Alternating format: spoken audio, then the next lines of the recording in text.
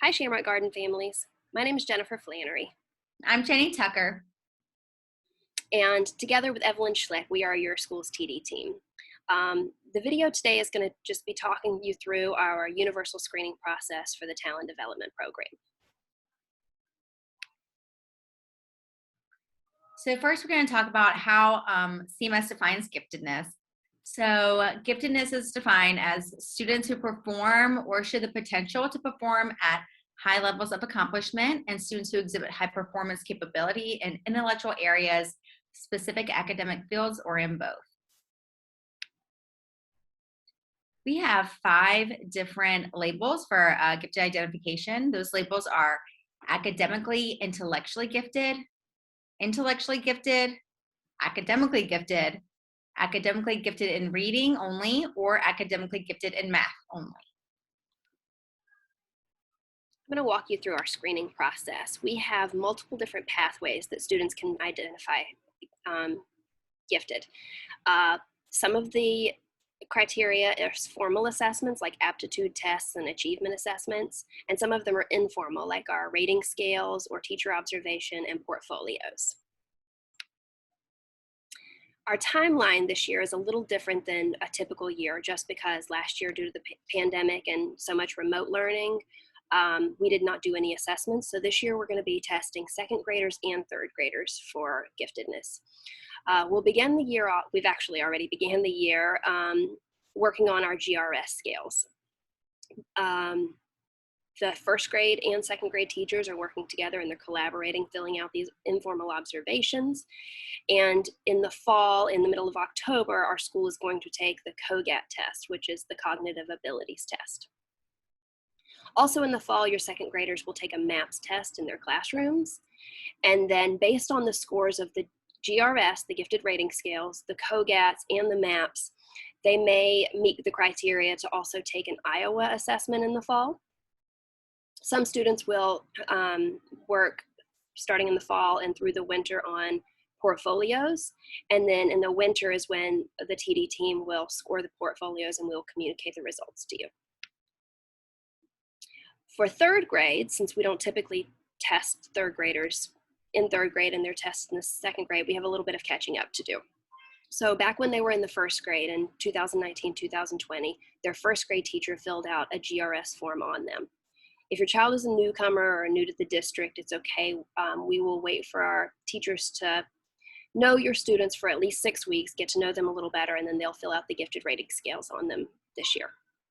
The third graders will also be taking the COGATs in the fall and then the MAPS tests. And then based on the GRS, the COGATs, and the MAPS, they may have the opportunity to take the Iowa assessments. They will also be working on portfolios in the winter and starting in the fall and continuing through the winter, and then we will score those in the winter and communicate those results to you as well. So the gifted rating scales, which we are calling GRS, they provide a standardized method for identifying children for potential gifted identification, and that's based on teacher observations. So as Jen mentioned, first grade teachers are collaborating as well, and then the second and third grade teachers are working on what they see the student exhibit in the classroom, and they do wait at least 6 weeks to make sure that they know the students before filling out these scales.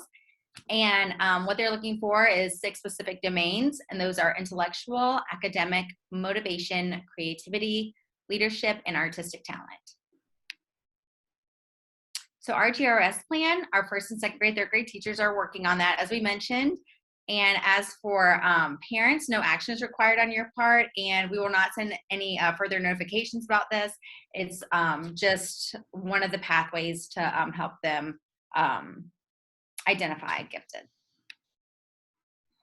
Our COGAT tests, so the cognitive abilities test, is an aptitude assessment that is divided up into 3 different batteries. There's a verbal section, a quantitative section, and a nonverbal section.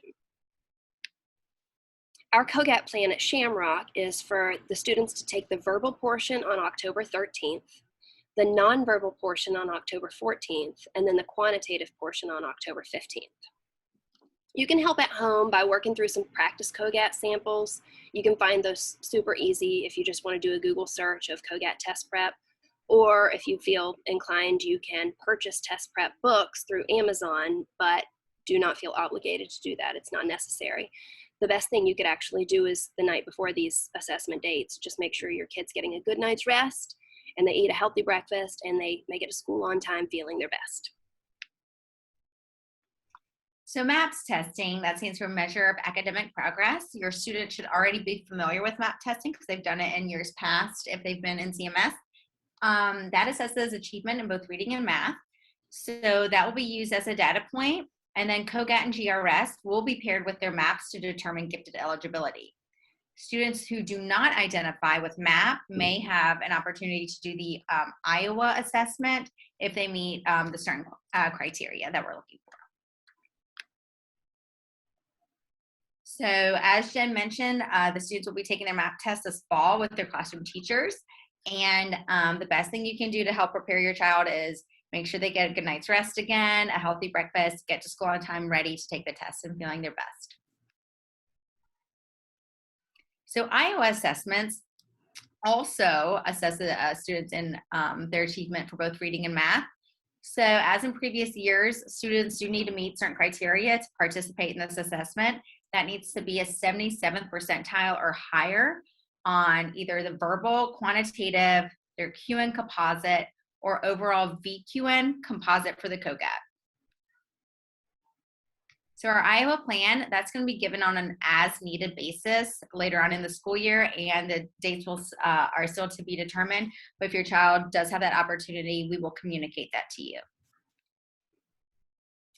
For our TD portfolios, this is basically a collection of work samples that demonstrate their gifted traits and behaviors.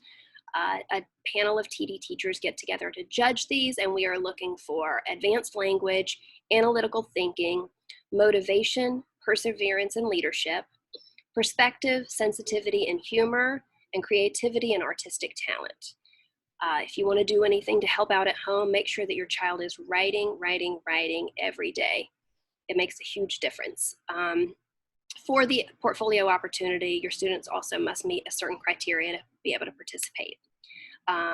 Some of the criteria is that they score in the 84th percentile or higher on 3 or more domains on the GRS, and at least one of them needs to be in intellectual, academic, or creativity domains. They could score in the 77th to 88th percentile on the overall age composite of an aptitude assessment, or they could score in the 77th percentile or higher on any battery of a CMS aptitude test and have one or more of the following factors, such as an English learner, an exceptional child, McKinney-Vento, a high rate of absenteeism, multiple entry points within a 24-month period, or attending a Title I or low-performing school. Our portfolio plan at Shamrock is to work in collaboration with Ms. Schlick, Ms. Tucker, and myself, and the classroom teachers. We will start working on work samples together. We will collect them at the end of March and send home notifications to you guys on the scores in the spring. Okay, so our gifted identification rubric. Here are some overall highlights. Students will start earning points for the aptitude and achievement scores starting in the 77th percentile or higher. There is a more direct path to gifted identification than there was in the past. So once a student identifies as gifted in any capacity, the process will stop and you will be notified. And there are, as we mentioned, multiple pathways for students to identify as gifted in CMS. So this is our rubric that we look at. If you would like to, you may pause this presentation to look at it closer, or we do have a link to our slides in the Google form that you have, so you can look at it at your own time if you want to look at it more closely. We have some additional opportunities for students who do not qualify right after their second grade, or in this case, third grade year. Other unidentified students can be considered for rescreening at least 24 months after this testing period has passed. All of the decisions regarding the rescreening are conducted at the school level, and we have a TD site-based committee at Shamrock that helps make those decisions. The screening process includes formal assessments like COGATs, and it's combined with achievement scores like their EOGs. And then the screening window for the 4th and 5th grade students typically occurs in the winter. If you have any questions for us, you can reach out to myself. I'm Jennifer Flannery. You can reach out to Ms. Tucker or our school's magnet coordinator, Evelyn Schlick. So we just want to take this time to say thank you so much for watching this video and attending. And please, we ask that you please complete the Google form just to confirm your attendance for us.